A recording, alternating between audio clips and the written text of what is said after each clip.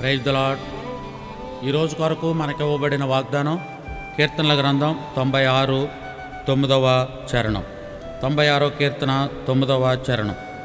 పరిశుద్ధ అలంకారములు ధరించుకొని యెహోవాకు నమస్కారం చేయుడి, సర్వభూజనులారా ఆయన సన్నిధిని వణకుడి. ప్రియులారా, ఎక్కువ భాగం మనకు కీర్తనల గ్రంథంలో నుంచే వాగ్దానాలు వస్తూ ఉన్నాయి. మరి అన్నయ్య ఏంటి ఎక్కడా కూడా అధ్యాయము వచనమని అనట్లేదు అని మీకు అనుమానం రావచ్చు. ఇది కీర్తనల పైన అధ్యాయం అని ఉందో చూడండి, మీ బైబిల్ తీసి ఒకసారి అయిపోయిన తర్వాత ఈ లైవ్ విన్న తర్వాత మీరు ఒకసారి బైబిల్ తీయండి. ఇప్పుడు నేను చదివాను కదా 96వ కీర్తన, 96 నుంచి 98 కీర్తనలు అని ఉందంతే, అధ్యాయం అని లేదు.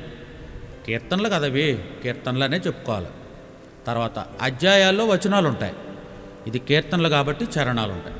కాబట్టి 96వ కీర్తన 8వ చరణాన్ని ఈరోజు మనం చదువుకున్నాం. 9వ చరణాన్ని చదువుకున్నాం.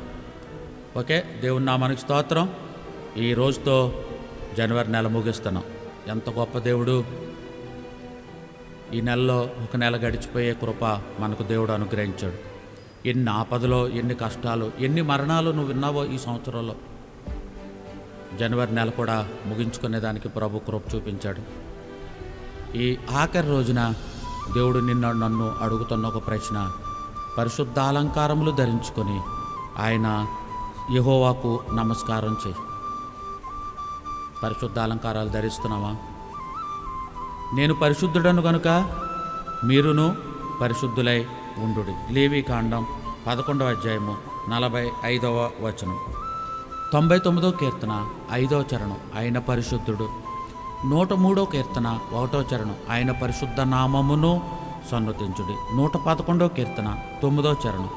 యెషయా గ్రంథం 6వ అధ్యాయం 3వ వచనంలో ఆ దూతలందరూ పరిశుద్ధుడు పరిశుద్ధుడు పరిశుద్ధుడు అని పరిశుద్ధ గానం చేస్తున్నారు. ఈ ఉదయకాలం నువ్వు పరిశుద్ధుడైన దేవుణ్ణి ఆరాధన చేయటానికి, స్తుతించడానికి పరిశుద్ధమైన జీవితం కలిగి ఉన్నావా? ఆఖరి రోజు దాకా మనల్ని కడుగుపెట్టి ఉండనిచ్చి దేవుడు మనల్ని ప్రశ్న అడుగుతున్నాడు, నువ్వు పరిశుద్ధంగా జీవించు అని. అన్న ఈ రోజుతోటి నెల ముగిస్తున్నాం కదా, ఒకసారి ప్రభుతో పరిశీలన చేసుకుందాం. ఎలా బ్రతికాం, ఎలా జీవించాం? ప్రభువా, ఎక్కడైనా నేను నీ పరిశుద్ధతకు లోటు చేశానేమో, తప్పనేమో, దయతో నన్ను క్షమించు నాయన అని అడిగి ప్రభుతో తీర్మానం చేసుకుందాం, ప్రభుతో నిర్ణయం చేసుకుందాం. ఒక వచనం చదివి నేను మీకు ప్రార్థన చేస్తాను. 1 పేతురు గ్రంథం 1వ అధ్యాయంలో ఒక చిన్న మాట, పరిశుద్ధతను గురించి భక్తుడైన పేతురు గారు ఈ మాట రాస్తున్నారు. 1వ అధ్యాయము 14వ వచనం 16వ వచనం, 14 నుంచి 16 వరకు కలిసి ఉంది. నేను పరిశుద్ధుడనే అన్నాను కనుక మీరును పరిశుద్ధులై ఉండుడి అని వ్రాయబడి ఉన్నది. కాగా మీరు విధేయులకు పిల్లలై మీ పూర్వపు అజ్ఞాన దశలో మీకుండిన ఆశలను అనుసరించి ప్రవర్తింపక మిమ్మల్ని పిలిచినవాడు పరిశుద్ధుడైన ప్రకారము మీరును సమస్త ప్రవర్తన యందు పరిశుద్ధులైంది. సమస్త ప్రవర్తన యందు పరిశుద్ధమైన బ్రతుకు వద్దు, పాపిష్టి బ్రతుకొద్దు.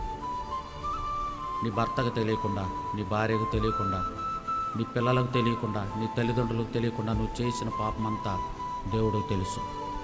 పరిశుద్ధంగా లేవు. ఈ నెలలో చాలాసార్లు తప్పిపోయావు, చాలాసార్లు ప్రభుకు దూరం అయ్యావు. 2 చేతులు జోడించి మనం చేస్తాం, సరి చేసుకో. దేవుడు నీకు ఈరోజు ఇచ్చాడు. పరిశుద్ధమైన ప్రవర్తనతో ప్రభు పాదాల దగ్గరికి వెళదాం. ప్రార్థన. పరిశుద్ధుడైన మా తండ్రి, నీ పాదాల దగ్గరికి వస్తున్నాం. జనవరి నెల ముగించుకున్నాం తండ్రి. గొప్ప దేవా, ఈ నెలంతా మమ్మల్ని మీ కౌగిట్లో భద్రపరిచారు. అందును బట్టి నిన్ను స్తుతిస్తూ నీ కొరకు పరిశుద్ధమైన జీవితాన్ని జీవించడానికి కావలసిన మీ కృప దయచండి. ఫిబ్రవరి 1వ తేదీలో మమ్మల్ని ప్రవేశపెట్టమని ఆరాధించి సమర్పించి నా సంఘ బిడ్డలందరినీ, ఈ లైవ్ వీక్షిస్తున్న బిడ్డలందరినీ గత జనవరి అంతా కాపాడిన విధానం అంతటి కొరకే నిండు హృదయపూర్వక వందనాలు చెల్లించి స్తుతించి ఆరాధించి సమర్పించి వేడుకుంటున్నాను పరమ తండ్రి. Amen, amen.